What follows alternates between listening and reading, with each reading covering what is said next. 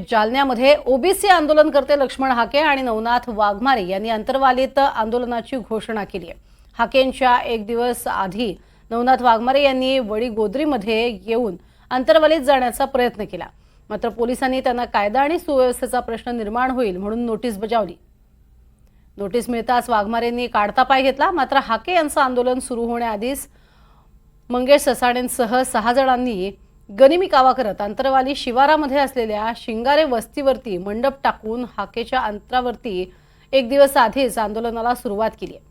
त्यामुळे हाकेंच्या सोबत आंदोलनात असलेल्या सहकाऱ्यांनीच वेगवेगळी आंदोलनं करण्यास सुरुवात केल्यानं ओबीसी आंदोलनात फूट पडली नाही ना, असा प्रश्न आता उपस्थित केला जातोय।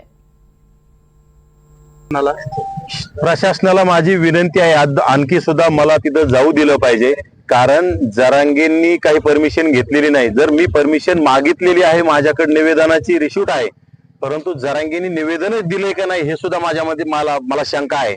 परंतु जरांगेंचे लाड जातीवादी मुख्यमंत्री एकनाथ शिंदे करतात, त्यांचा प्रशासनावर दबाव आहे।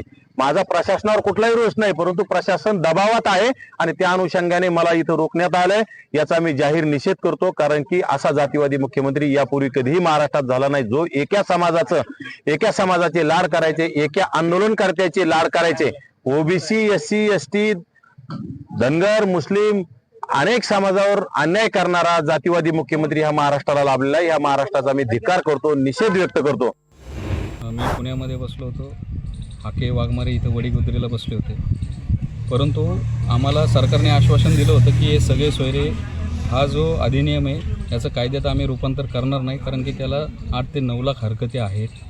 आम्हाला शाश्वती दिली होती। आमच्या आणखीन बऱ्याच मागण्या होत्या, ज्या जातीचे प्रमाणपत्राला आधार कार्ड लिंक करावं, परंतु आता मनोज जरांगे परत आता उपोषणाला बसलेले आणि त्यांनी सरकारला अल्टिमेटम दिला आहे की आम्ही तुम्हाला पाडू, आम्ही तुम्हाला बघून घेऊ।